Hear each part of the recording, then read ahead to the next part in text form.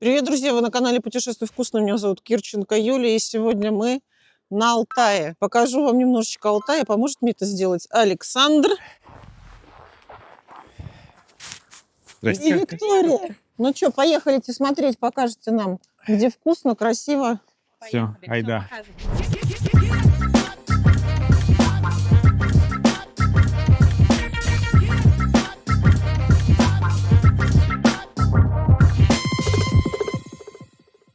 Саш, расскажи, пожалуйста, историю этого замечательного, недешевого курорта. Когда у нас стали недоступны горнолыжные курорты за границей, в России оказалось достаточно мало. А в Куршавель до сих пор ездят. Ну да, но не все, чтобы туда попасть. И еще и отжигают там, судя по последним новостям-то. Да, те, у кого теперь денег очень много, те могут себе это позволить, а простые граждане... Как мы с вами, Да, друзья. мы уже не можем так просто туда попасть, потому что проблемы и визовые, и денег стало очень дорого, все это. Начали развивать местный туризм, И российский. предложили деньги привозить сюда. Да, то есть я не знаю, как там это внутри происходило, но насколько так вот кулуарненько говорят, то добровольно-принудительно местным госкорпорациям, имеется в виду внутрироссийским, предложили вложить деньги в туристический бизнес и в развитие туристической инфраструктуры внутри страны. А ибо нехер кормить Техас.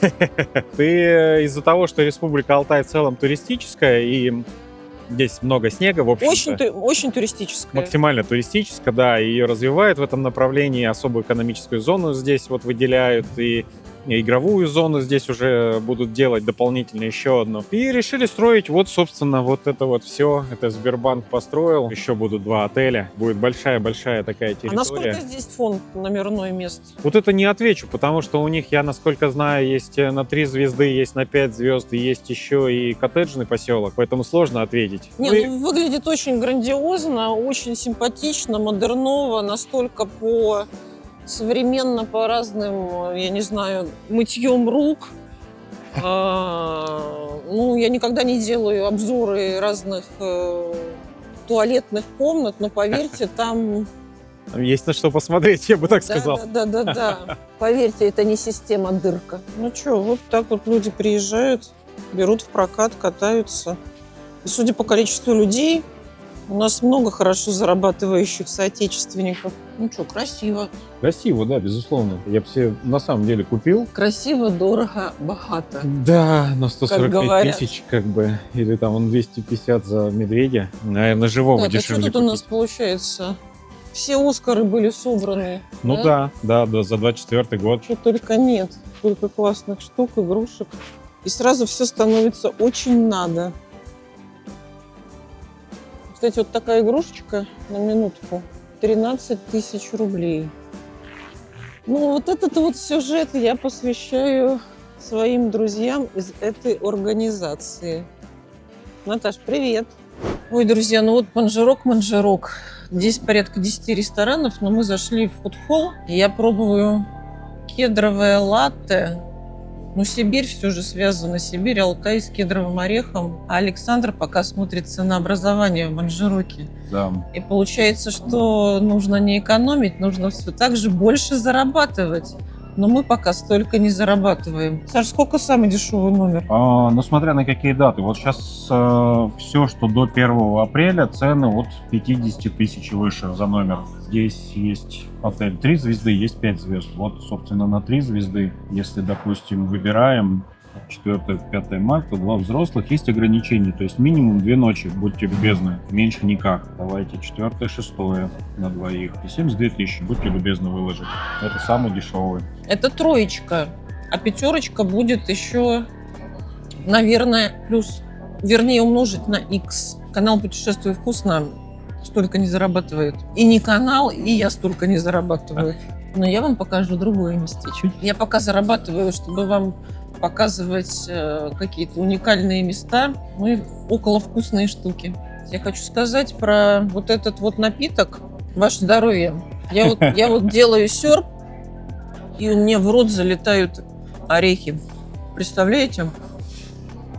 Это, кстати, очень вкусно. Ну, в общем, чуть-чуть посмотрели, поехали дальше. Сейчас мы едем в очень интересное место. Куда мы едем? Усть-Коксу. Усть-Коксу, где сливается не усть. Где сливаются какие реки? Река Кокса и река Катунь. И река Катунь. А Да. чем это место знаменито? На самом деле там достаточно много каких-то таких интересных мест. То есть, например, там находится гора Белуха, 4506 метров, по последним данным вроде бы 509. Но там они, Выросла? переизмерили, уточнили данные, насколько я помню. Она же какая-то считается высокая в своих географических широтах. Да, то есть на территории Алтайских гор самая высокая точка. Вот, при этом это не единственное ее уникальное такое значение.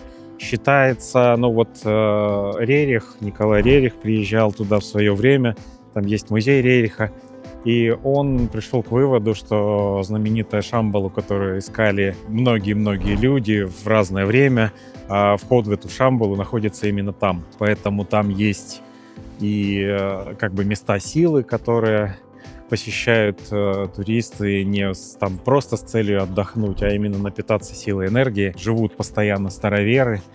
Это отдельная ветвь, скажем так, религии, которые приехали туда еще, наверное, в 900-х годах, то есть 1900 там какой-то год. В прошлом веке. Да, по сути, в прошлом веке туда перебрались, и они там до сих пор живут. Есть семьи, есть избы, в которых они жили. Там можно будет там все посмотреть на экскурсии, все это есть. Вот мы, Такое. кстати, проверим, будут ли там какие-то ощущения по самочувствию, по осознанию, и по бессознанию. И помимо этого, это еще и уникальная географическая точка, потому что Усть-Коксинский район, он как раз граничит с 3 государствами. То есть там граница, приграничная территория, это граница с Монголией, с Китаем и с Казахстаном. А переходы есть? Переходы есть, но они не, скажем так, не обустроенные. То есть туда нельзя приехать на машине и там перейти границу. То есть официальных пунктов пропуска там нет. Есть погрангородок, есть контроль, естественно, вертолеты, все это пограничники. Но просто для осознания, если вы туда собираетесь, то нужно обязательно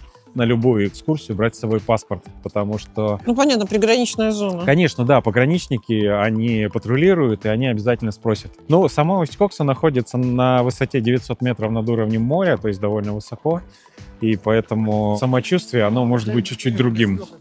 Очень высоко получается, много кислорода из-за того, что много леса вокруг, очень чистая вода. То есть воду можно просто из-под крана пить, никакая минералка не нужна, ничего там не нужно покупать воду в магазине, бутилированную и так далее. Промышленных предприятий нет, и все экологически чисто, да? Да. Там максимум, что есть, это маслосырзавод.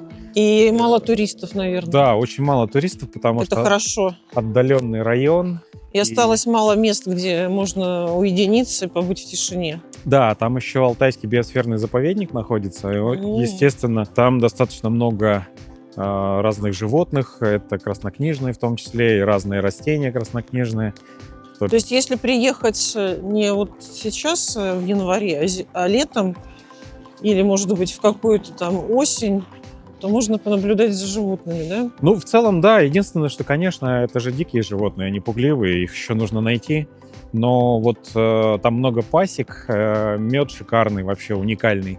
И вот эти пасеки, они часто находятся на там каких-то отдаленных местах. Говорят, что приходят и медведи, и волки, и олени. Это прям, очень норм. часто, да. Это прям норм. Встретить легко достаточно, но не всегда это хорошо заканчивается.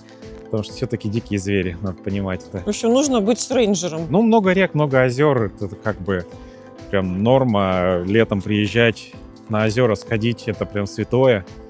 Есть Красная гора, есть Мультинские озера, Башталинские озера. А вот я слышала, что здесь в весенний, осенний, летний период нет комаров. Это правда? В Усть-Коксе, правда, нет комаров, потому что достаточно высоко. Они там не выживают. Да, они не выживают. Им же болотца надо. Да, а там очень чистые реки, озера, вода проточная везде. А хариус там водится? Да, конечно, обязательно. И можно на рыбалку сходить? Да. Блин, и хариус, и едем еще летом. И таймень тоже. Да. В свое время там очень много было кедрового ореха, добывали. Его и сейчас достаточно много, но надо понимать, что сам цикл роста это примерно раз в 3 года. То есть 1 год очень много, потом 2 года его совсем мало, потом опять очень много. Это как с яблоками. Урожайный год и неурожайный. Ну да. Чай знаменитый Саган-Дайля, это тоже здесь? О, ну, это же алтайское название этого чая. И туда они могут, на самом деле, поднапихать там много чего. И сборы алтайские, они, ну, могут быть совсем не иметь отношения к здравому смыслу.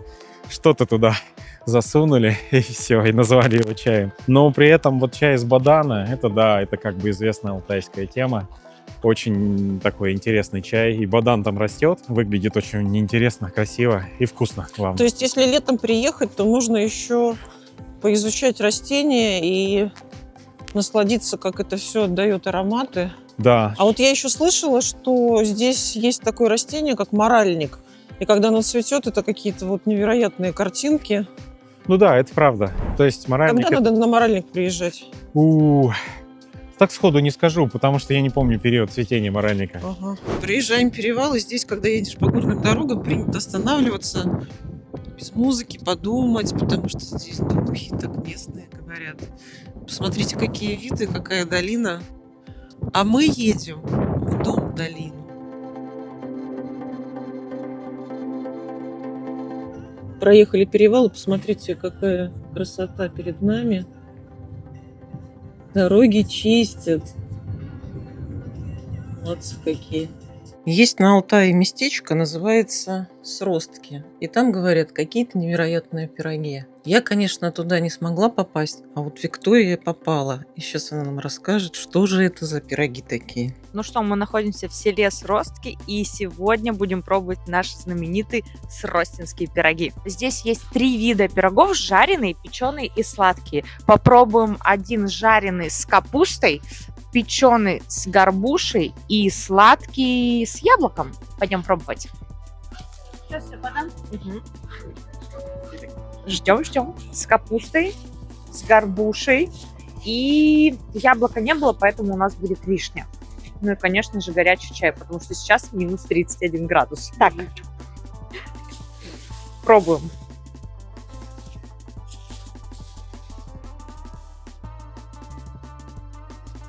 Это очень вкусно, просто потрясающе. Капусту точно рекомендую. Теперь пробуем пирог с горбушей. Я очень люблю пироги с рыбой, поэтому я рассчитываю, что он будет очень-очень... Смотрите, какой он красивый. Прям печеный такой очаровательный пирог. Очень упругий. Так, ну первый вкус хорошо, что я не откусила, потому что там только тесто. Ну это очень вкусно. Горбуша просто потрясающая. Невероятно вкусно, потрясающе пахнет. Лайк. Так, ну и третий пирог у нас пирог с вишней. У него, оказывается, еще и миндаль здесь. Так что попробуем, насколько он сочный. Мне кажется, он очень сочный, потому что он невероятно мягкий.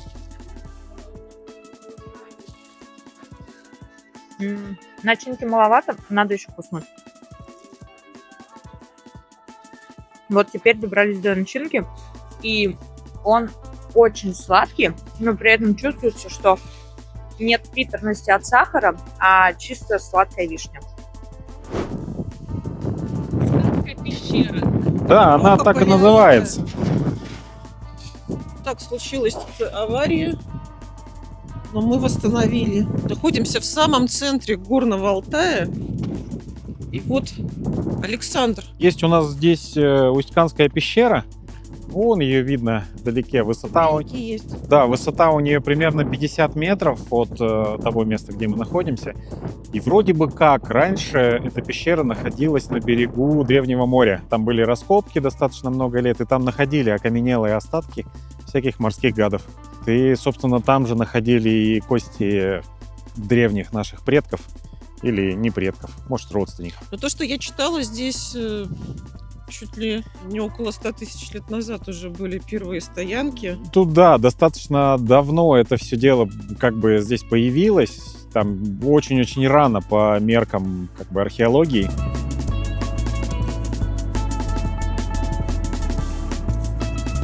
Друзья, 1400 метров, последний перевал перед Усть-Коксой. Смотрите, опять же, какая красота, солнце,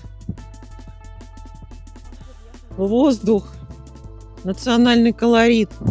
И где-то там гора Белуха. Вот лошади, вот и лошадки, пожалуйста. алтайские. А хвостики-то у них какие. О, Алтайские национальные избы. Раньше они были из ткани, делали из шерсти. Вот, а сейчас они делают деревянные, ну вот, кроют их обычным металлом. Но при этом почти в каждом дворе, ну, по крайней мере, в Усть-Кане они почти в каждом дворе есть.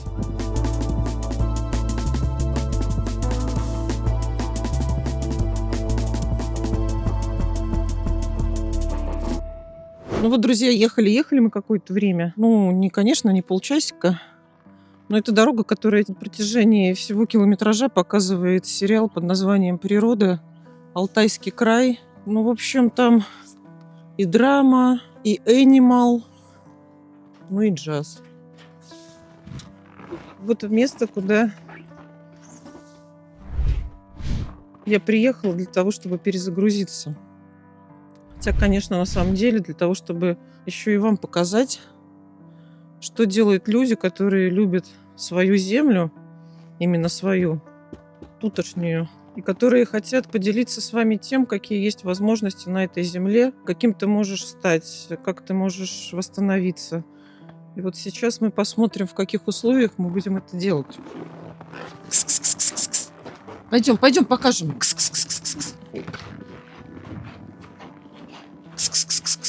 Мусечка, пойдем. А как ее зовут? Кошка, просто кошка. Да здесь вы меня будете варить, да? Да, вот котел подготавливаем. А здесь мы тебя будем парить.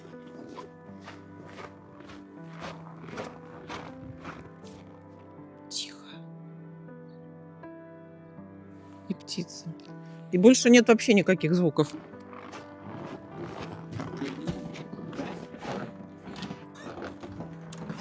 Здравствуйте. Свистать всех наверх. Не думайте, что я сошла с ума. Просто, когда заходишь в такой домик, с тобой происходит такая, вот знаете, реакция. Потому что вот что здесь есть. Вот это вот что такое? Это коряга ручной работы. Люстра. Люстра ручной работы, а коряга, конечно... Природная работа. Природная, да. Значит, первый плюс – локация. Второй плюс – свистать всех наверх. Третий плюс – шикарная люстра. Раздвижной стол. Мне в глаза бросилась техника. Техника в ретро-стиле, что соответствует даже вот этим вот выключателям. Итак, что у нас есть на кухне? Ну, удивительно, что это не 5-star, не какие-то там роскошные отели, которые, может быть, многие привыкли в центре Москвы бывать, или там в каких-то там мега крутых локациях с точки зрения там Сочи или там Красная Поляна. Кофемашины, ребят.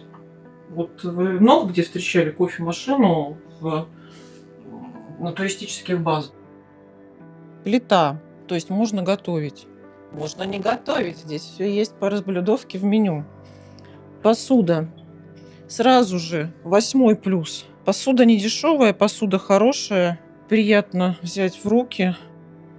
Эрлингтон. Кто понимает. Так, здесь тоже все достойно сделано. Даже ножницы есть. Так, мини-бар. Что я могу сказать по ценообразованию по мини-бару? Это какой-то very cheap price. Водичка, соки, шоколад, газировка. Обязательно. Мы же где? На Алтае. Орешки. То есть вы можете сделать понравившееся мне латте, сделать кофе, плеснуть туда молока и жменю орешков. Ну, это полноценная кухня получается. Что у нас с басрумом? Очень хорошая, я считаю, надпись. Я всегда говорила Виктории, что хорошее чувство юмора – это признак интеллекта. Опа. Высокие технологии. Хотя оно само, наверное, закрывается, да? Да. Можно медитировать на такую технику. Так, душевая кабина. Все здесь летний дождь, зимний душ. Ой, тропический душ и Обычный душ. Знаете, вот когда мне Виктория показывала домик, в котором я живу, мы обратили внимание, на какой фен здесь присутствует, с какой мощностью. Если Фен? вы красотка, у которой есть укладка волос, вот как у Виктории, Да. например, она на личном опыте поняла, что такой фен снимет все ваши проблемы. То есть, ребят, вы сюда приедете, вы окажетесь дома в нереальных локациях. На самом деле фен это во всех отелях моя боль, потому что, как правило, выдают вот такие малюсенькие фенчики с мощностью там 1400 ватт. И я со своими там не сильно, кстати, густыми волосами, на минуточку, сушусь минут 30, наверное. Поэтому мы заморочились, мы купили мощные фены, чтобы каждая девушка, даже с супер длинными волосами и с очень сильно густыми волосами, смогла спокойно высушить, сделать себе прическу и получать удовольствие от проживания в домике. Виктория, мне кажется, вы будете иметь большой успех как ательер на Святой Руси, потому что я думаю, что этот отель – это только начало. С таким подходом вы обречены на успех. Это только первый отель, и в наших планах, конечно, масштабировать все это. Тогда мы дальше будем приезжать к вам. Да-да-да, будем ждать. Плюс 25 градусов. Ну вот мне, честно говоря, сейчас жарко. Солнце на улице, да, морозно под 20-очку, но здесь тепло, комфортно. Место для хранения. Вот можете свой скарбик вниз кинуть. Идем дальше. Может быть, показаться, что это капитан опасность. Ну, раз уж у нас свистать всех наверх, то у нас такие будут морские формулировки.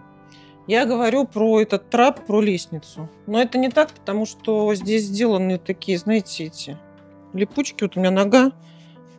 Особенно классно будет вашим детям, если вы там с подростками приедете, которым интересна вот эта вся морская тематика. Друзья, площадь домика 50 квадратных метров. Но с учетом того, что внизу огромное пространство, которое тебе позволяет находиться как там дома, вот я реально чувствую себя как дома. Ну, спаленка небольшая, как раз только для того, чтобы спать. Но там вот есть окошко, и когда ты просыпаешься, перед тобой горы.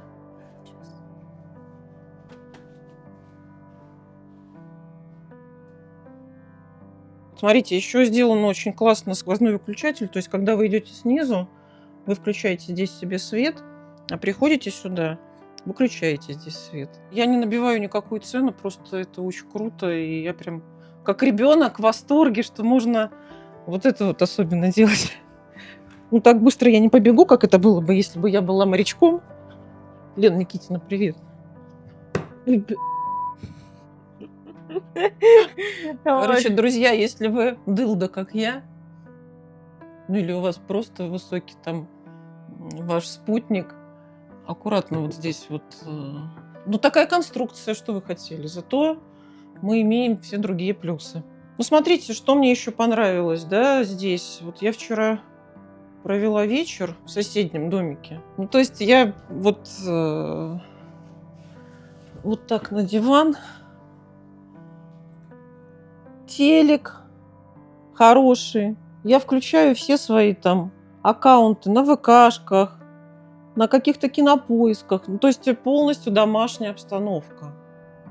Поэтому я даже не знаю, почему вы еще не здесь. Ребята построили 5 домиков 50 квадратных метров. Там максимально можно вчетвером. Может быть, вы какой-нибудь с собой экстрабет привезете надувной. Но, естественно, вас никто не выгонит. А есть домики по 70 метров, и они с балкончиками. И мы сейчас посмотрим, как там все устроено. Но я думаю, что там все симметрично. Просто посмотрим, какие размеры.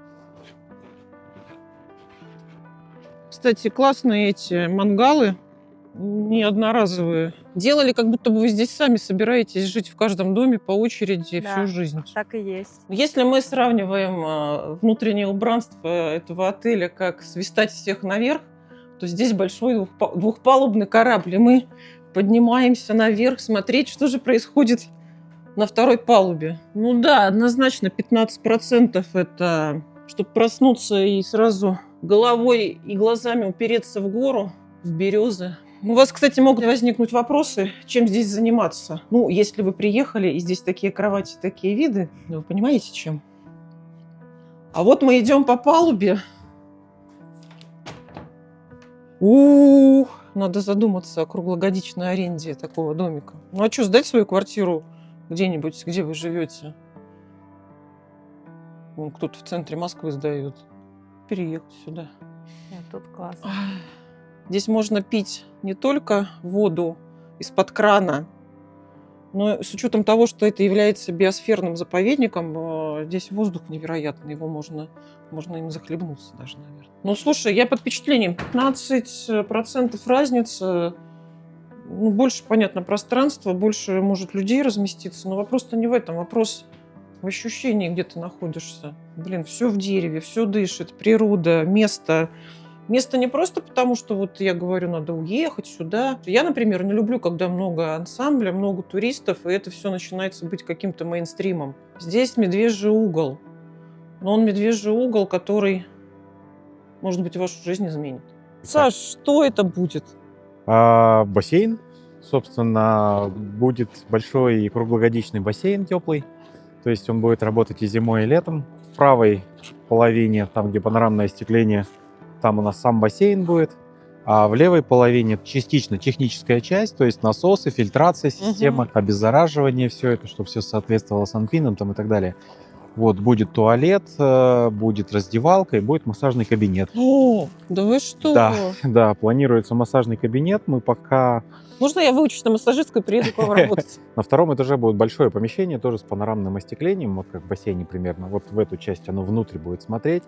И там мы планируем просто большое такое красивое светлое помещение для проведения каких-нибудь мероприятий. Там можно будет и там спортом позаниматься в плохую погоду, или там поставить столы, и там какой-нибудь тимбилдинг провести, или там квиз какой-нибудь, ну, что-нибудь такое. Слушайте, детский день рождения, грубо круто. говоря. А когда срок сдачи планируется? Ну, вообще, мы думали запустить к 1 июня, но будем стараться чуть побыстрее, чтобы на майские праздники уже успеть. То есть к летнему сезону 26 года здесь будет полный уже комплекс с возможностью купания, да? Да, планируется именно так. Потому что на Алтае купаться можно в водоемах только летом. Хотя, если вы можете... Прошу, перепрыгивай. О! Вот здесь будет терраса. То есть можно будет тут принимать солнечные ванны, Да, у нас есть лежачки. выпить бокальчик Будет, игристого. лучше алтайский чай, да, потому что все-таки вода и алкоголь — это вещи не очень хорошие, поэтому лучше не совмещать. Поэтому если вы выкладываете сейчас фоточки с ваших там Мальдив, Египтов, Да. то мы более здоровый образ жизни ведем на Алтае. Ну, опять же, Алтай все-таки, как-то... Место оздоровления, Место да? оздоровления, место силы, да, сюда все-таки лучше приезжать именно за здоровьем, а не за алкоголем. Напиться можно и дома. А лучше не надо. Да. Ух, ничего себе! Да тут можно нормативы ГТО будет сдавать. Ну, в качестве шутки такое на самом деле мы обсуждали. То есть у нас есть здесь в деревне спортзал, и собственник спортзала, мы с ним как-то смеялись, что учить детей плавать, вот, типа абонементы На какие-нибудь. базе. Да. А есть бассейны еще в Усть-Коксе? Нету. То есть вы просто уникальные в этом Да, виде? Да. Есть летние бассейны, но это скорее, такой каркасник надувной, и вода солнцем нагревается, и все. Мы еще планируем, достаточно много работ здесь. То есть здесь на полу будет кафельная плитка, плюс освещение, натяжной потолок будет, освещение будет в том числе в бассейне, фонарики будут. То есть вода будет подсвечиваться, можно будет вечером, например, летом выключить верхний свет, поставить только в бассейне, очень красиво будет. Красоточкам, цыпочкам приезжать здесь делать инстаграмные видосики. Потрачено уже 7 миллионов, но с учетом того, что здесь монтаж будет еще плитка, здесь будет пол заливаться, второй этаж, здесь еще оборудование, монтаж, то есть суммарный бюджет предварительно 14 миллионов. Понимаете, как люди должны любить то, что они делают в таких местах? Но я думаю, что когда ты в это веришь, и ты делаешь с любовью, это, безусловно, окупится и благодарностью людей, которые испытают кайф, получив удовольствие, приехав к вам. Но я надеюсь, что все-таки этот бассейн будет пользоваться спросом и у местных жителей. Они уже так периодически нет-нет, да спрашивают, когда уже будем запускаться. Так, ну что, продолжение следует. Идем в баньку алтайскую.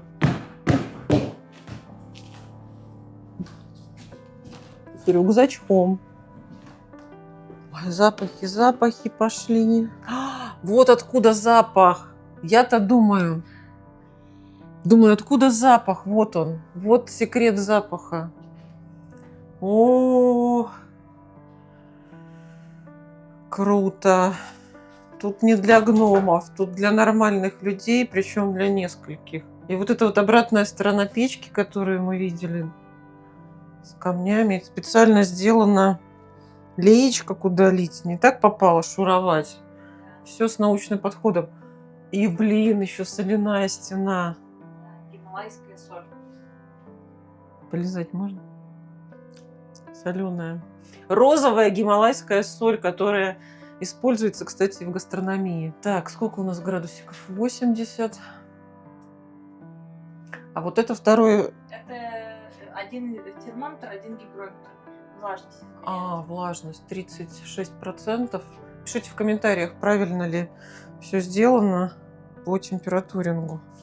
Мы так руками и немного ногами подмерзли сегодня. Круто. Размещение шикарное. Бассейн, баня. Сейчас еще у нас там будет один моментик. В общем, сердце мое остается здесь, на этой базе.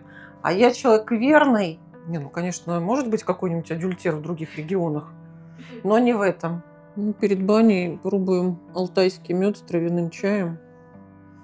Насколько я понимаю, я, конечно, обзор меда не делала, но я предполагаю, что здесь его какое-то многообразие, многовидие. Душистый. А чай травяной, ваше здоровье. Друзья, прямо из парной горячее предложение. Но здесь же горячо.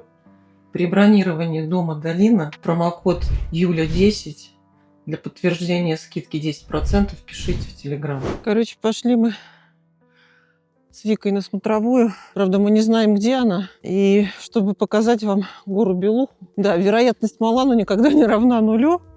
Я вам могу сказать, что я сейчас стою, у меня сердце выскакивает. Тяжело очень идти. Но под ногами встречаются всякие красивые камни.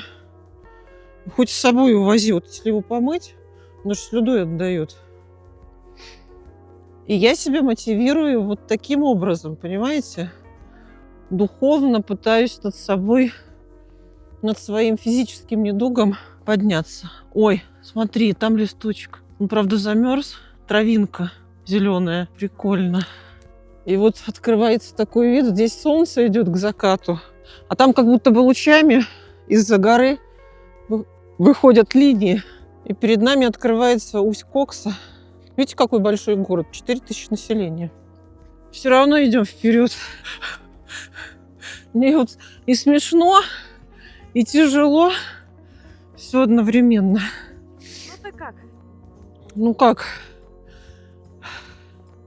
Сердце от счастья выскакивает. Ну как? Ну посмотрите, как это вот как. Мы еще не можем вам показать Белуху. Не видно ничего. Но она вот там вот. Видите, там облачность. И она еще такая гора, говорит, играть будет с вами, путать вас будет, прятаться. А потом оп, и откроется. Подъем достаточно тяжелый. Ну, по крайней мере, для меня.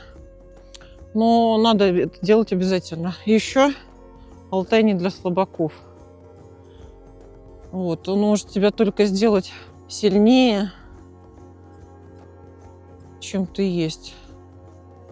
Хотя кому-то может дать вектор для того, чтобы набираться силы. В общем, очень крутое место.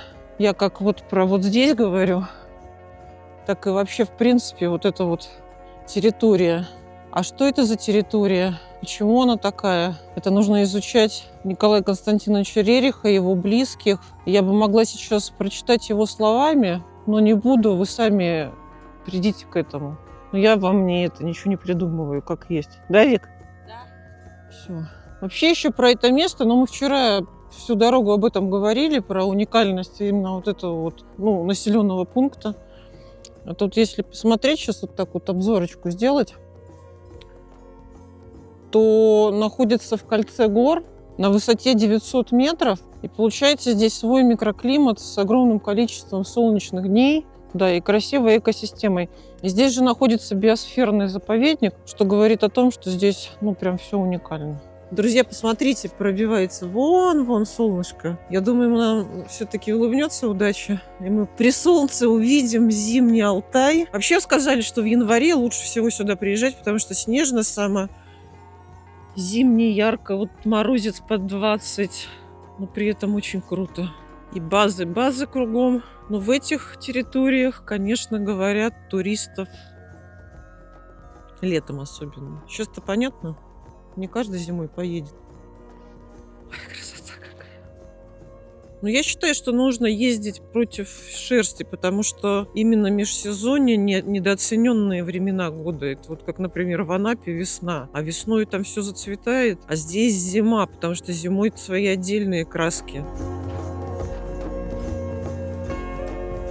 Вот вы можете подумать, что здесь делать после такой базы, да, вот типа приехали на базу, и что нам делать? Да вот на это любоваться. Идти, я не знаю, подъехать куда-нибудь, посмотреть, послушать тишину, посмотреть, как блестит снег, как вот эта вот травинка колышется, не колышется. Скажете, да ладно тебе, вон там у нас деревня есть, можем уехать туда и там так же быть. Ну, конечно, можно. Но тут совокупность факторов, друзья. Алтай – это не просто место, куда ты уезжаешь в глушь. Это исторически доказано многими научными сотрудниками, исследователями, этнографами, что это место очень важное. Возможно, это от того, что здесь первые стоянки людей были сотни тысяч лет назад. Я не знаю, сколько человек существует. Говорят, человек 70 тысяч лет существует. И, возможно, это не точно. Но то, что здесь были первые люди, как в «Игре престолов». И вообще Алтай вроде как маленькая республика, но когда вот тебе говорят, а вот это посмотреть, а вот это посмотреть, а вот это посмотреть, а вот чтобы все вот это посмотреть, наверное, надо ехать на 2 недели. У меня всего лишь 2 дня, и то за 2 дня у меня разрыв вообще сознания происходит. Короче, я к чему говорю? Здесь есть чем заниматься, и есть где комфортно разместиться. Причем ребята не по ценообразованию манжерока. Друзья, вот что приходится делать-то? Становиться и с коровами, показать, какие здесь алтайские коровы, какая молочка. Видите, какие они в меховушечках. Потому что мороз, говорит, у нас сладкие. Говорит, нас доить пора. О, как некрасиво. Ты же девочка. Ой, а кто такой красивый? Так, друзья, мы находимся в деревне Верх-Уймон, в которой люди едут именно в это место из разных концов страны. И мы с моими подругами-телочками тоже решили сходить и посмотреть музей Николая Константиновича Рериха, понять и рассказать вам, почему сюда приезжают, наверное, даже со всех сторон света, почему именно вот это место притягивает людей, а не всякие там ваши эти манжероки. 100 лет назад, в 1926 году, с 7 по 19 августа здесь останавливался Николай Рерих. И не случайно это место выбрано было им для своих исследований, для своих познаний. Но и не случайно этот музей остался здесь. Почему же все-таки? Сейчас мы вам расскажем. Ну вот, да, начинается уже сейчас выставка. Видны картины, которые Рерих рисовал. Но он прожил достаточно длинную жизнь. Он умер в Индии. Вы знаете, что, да, его жизнь очень много связана с Индией, с Гималаями. И я думаю, что, посмотрев вот этот небольшой сюжет, вы заинтересуетесь такими людьми. Это культура нашего народа. Угу. Он уже тогда бьет во все колокола, что нужно охранять культуру. Культура – это духовное здоровье человечества. В Печорах он был, Был. в Изборске был и в Пскове был. Всё. Но здесь не все 40. Они посетили, видимо, 40 городов. Угу. И тогда уже он звучит на весь мир, на всю нашу страну. И царю подает прошение, что нужно защищать культуру. Почему? А он потому что тогда уже знает, что если у какого-то народа убрать произведение искусства, немножко народу видоизменить историю, дать какие-то новые ценности, самую малость, то не нужно бомб. Нужно просто терпеливо подождать. Через 2-3 поколения этот народ либо деградирует, либо рассеется. Угу. Вот тогда это не было ярко видно, а сегодня-то мы с вами... Все очевидно. Кстати, вот старый Псков. Я почему на Псков уделяю внимание? Я там 16 лет прожила. Друзья, вот хотели рассказать своими словами, показать что-то в музее. Ну вот там будет пару фрагментов каких-то мы сняли. Но могу сказать точно, что приезжайте сами, потому что это как сходить в храм, как получить просвещение, помимо той информации, которую специалисты рассказывают. Это их профессия, а не моя. Как говорит Вика, я знаю, что я ничего не знаю. Очень интересное место, и нам не хватило, наверное, 1,5 часов, потому что там часа на 3 очень важных и философских, и жизненных, и духовных, и материальных вещей. Вообще ходите по музеям. Вкусное молочко даешь? Ух ты! Острые рога, не дай бог. Ну ладно, пока. Пока, малышка, пока.